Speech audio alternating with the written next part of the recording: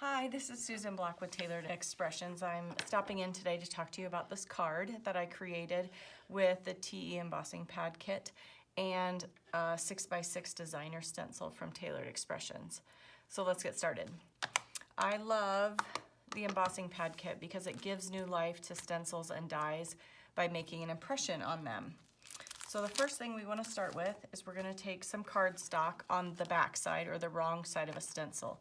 The top right side of a stencil is where the etching is. Like this one says Tailored Expressions, and then it's got a letter number off to the right hand side. But just make sure that etching is up. That's the right side of your stencil. The back side of your stencil will look a little more blunt. So that's the back side, and that's the side I want to tape my cardstock down to. I do take a little bit of purple tape and I tape it on the back for two reasons. One, if when I'm all done and I peel this up and the paper, my cardstock rips a little bit, it's on the back and it doesn't matter. And two, I don't have the tape getting in the way of my stencil or my design. So the first thing that we're going to do is bring in my machine. Here at TE and even for me at home, I use the Sizzix Big Shot. And when I'm using the embossing pad kit, the one thing that I always try to remember, and it makes it simple for me, is that I look for the tab for embossing folders. And that happens to be tab 1 on this machine and this platform. Use tab 1 to set up your sandwich. The first thing that you'll do is put down a cutting plate on the bottom. Then you'll put down your thick and thin mats, both of them. Every machine is different. Every tension on every machine is different. You do want to first, when you're first trying out, just kind of see how your machine is. And you might want to test out whether you need both or just one. I know for this machine I need both, so I put the thick one and then the thin one down. And then I want to put my cardstock down and then my stencil. So the cardstock would go down first, but it happens to be taped to the back of my stencil. Make sure it is in your machine all the way, side to side, because I have crumpled the edges of some stencils before because it's the exact width. And you'll crank it through. Once is enough, but I just have a habit of going through twice. And then you can pick it up, and I always say just a peek to see if you like your impression. You can pull it back just a little bit. It's already taped on the side. So I pulled it back, looked, it's a very nice impression, so I'm gonna go ahead and set this aside. I won't need this anymore. This stencil, then I ink after I have done the impressing part, because otherwise if I put it through the machine, there would be some ink on top of the stencil. I would hate to get my cutting pads dirty. So for this one, I'm using 3 different tones of green to make it a more ombre look. I'm using Granny Smith, Lime Zest, and Pea Pod. So I'm going to start out with the Granny Smith. Load up my stencil brush, and I always brush off once. I just like to get rid of a little bit of those concentrated edge that gets on your brush. And these are stencil brushes. You could use whatever type of blending medium you like to use, whether it's the new life-changing brushes or ink foam blending tools, whatever you use. I am just very in love with stencil brushes right now. This is Lime Zest. It's just a little bit darker than Granny Smith and a little bit brighter, I think, too.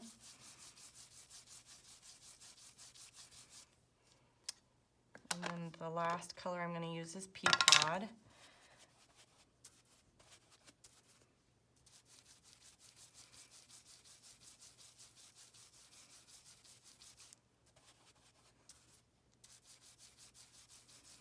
And I just love the ombre look, the tone on tone of light to dark with this. I think it's really pretty with this tulip pattern, which I almost think looks, you know, like little leaves too. So go ahead and put that down, and you can always peel back your stencil and peek and see if you like what direction it's heading in, if you're getting it dark enough. I always say start light, and then you can always add, but if you get something too dark, you can take it away. So I'm really liking the color I've got going on there. It's to make this corner just a smidge darker. And I just have one brush for all my greens, and then I either wipe it off a little bit on a baby wipe just to get some of the color off. or I just go with it on my paper a little bit, and then I could go back to my Granny Smith the next time I come to do a project. But I will. This is my favorite part. I call it the reveal. Everyone that was in my class made fun of me because that was just my favorite part. I love peeling it back and then looking at what you have underneath. And that is what I've got. And I will take this and I will wash it in the sink with just some soap and water. Peel off the back of this. And again, this is one of the reasons why I like to tape to the back. It's because then once I peel it away, it's totally fine, even if it would happen to rip, which purple tape is really forgiving and it doesn't. So flip that over. And to make this card, I adhered it down to some pea pod cardstock. I just adhered it flat with some tape runner. Whatever adhesive you like.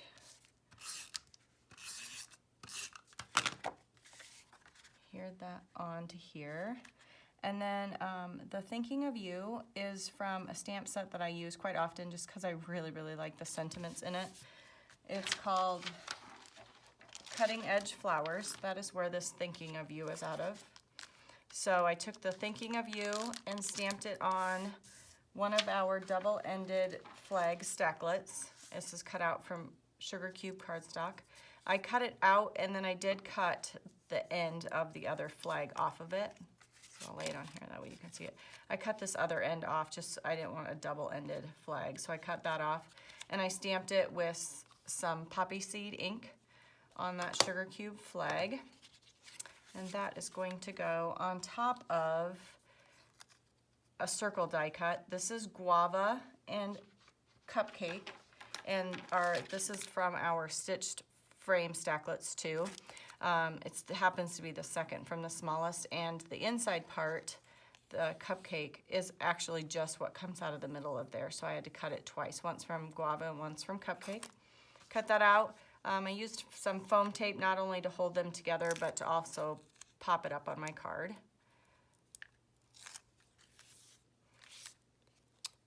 Put that on there. And then you can use whatever you're comfortable with, tape runner or liquid glue. I'm going to use a little liquid glue. I love this Nuvo liquid glue. It's one of my favorites. I am not really good friends with liquid glue, but this one seems awesome to use and put down on projects. And then the last thing that I did was take some of our TE enamel dots and I added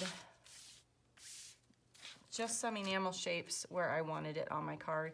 A tip that maybe most of you know, but one thing I like to do is take my scissors when I'm placing enamel shapes and I can cut off whatever one I want and lay it where I want it and see if I like that. That way if I don't like it, I can move it around, see if I like a different placement without committing to having it there, and also to save the adhesive on the back just so I don't, rip my paper or pull it up or anything like that.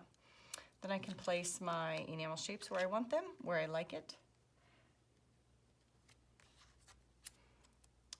And that is how I made that card. I hope you try your hand at the embossing pad kit. I love it with stencils. It really adds life to your stencils, and I've gotten to the point, if I'm just inking with stencils, I always emboss with it first. It just gives a little something, a little bit of texture to your card that makes your recipient go, I wonder how they did that. So it's just kind of fun just to have that embossed feel to a card. I think it gives it a rich look. So I hope you enjoyed this. I hope you try this out, and I hope you have a great day.